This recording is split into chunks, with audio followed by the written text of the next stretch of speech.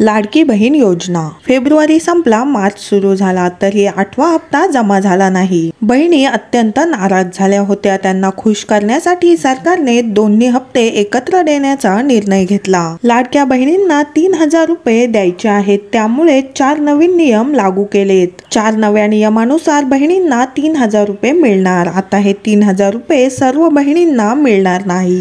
4 नव्या नियमानुसार काही बहिणींना 1500 रुपये तर काही बहिणींना फक्त 500 रुपये मिळणार। चौथ्या नियमानुसार बसल्या तर 0 रुपये मिळणार। फेब्रुवारी आणि मार्चचा हप्ता एकत्र देणार असल्यामुळे पैसे वाटपाची प्रक्रिया सुरू झाली आहे, पण आता सर्वांना सारखा हप्ता मिळणार नाही। काही बहिणींना 0 रुपये तर काहींना फक्त 500 रुपये तर काहींना 2 हप्ते असूनही 1500 तर काहींना 3000 रुपये मिळणार। तर कोणत्या नियमांतर्गत किती पैसे मिळणार हे तुम्हाला आता जाणून घ्यावं लागणार आहे। फेब्रुवारी आणि मार्चचा हप्ता कोणत्या बँकेच्या खात्यात येणार, कोणत्या जिल्ह्यात पैसे जमा केले जाणार, संपूर्ण सविस्तर तपशील तुम्हाला व्हिडिओ मध्ये सांगणार आहे। फेब्रुवारी उलटला, मार्च चालू झाला। बहिणी नाराज झाल्या होत्या। बहिणी म्हणाल्या निवडणुकीपुरत्या खूप घोषणा केल्या होत्या, पण आता का पैसे देत नाही, म्हणून मग आता महायुती सरकारने खूप मोठा निर्णय घेतला आहे। 3000 रुपयांची मोठी घोषणा करून टाकली। आता 2 हप्ते लगेच देणार, 3000 रुपये देणार, पण आता सगळ्या बहिणींना 3000 रुपये भेटणार नाही। काही बहिणींना 1500 तर काही बहिणींना 500 तर काहींना 0 रुपये भेटणार। कोणते ते असे 4 नियम आहेत की ज्या अंतर्गत बहिणींना पैसे मिळणार नाही, संपूर्ण सविस्तर आपण जाणून घेणार आहोत। महिला व बाल विकास विभागाला 3500 कोटीचा चेक देण्यात आला होता आणि आता कोणत्याही परिस्थितीत पैसे वाटप होणार आहेत, पण आता हे पैसे काहींना 3000 तर काहींना 1500, काहींना 500 तर काहींना 0 रुपये मिळणार आहेत। कोणत्या जिल्ह्यात सर्वात आधी हे पैसे जमा होतील, कोणत्या बँकांमध्ये सगळ्यात आधी हे पैसे जमा होणार आहेत, सर्वांनी आता लक्षपूर्वक ऐकायचं आहे। पहा, जिल्ह्यांची यादी सर्वप्रथम आलेली आहे। पालघर, अकोला, सोलापूर, संभाजीनगर जिल्ह्यांची यादी नेमकी काय असणार आहे पहा। कोणत्या बँकांना सर्वप्रथम प्राधान्य देण्यात आलेलं आहे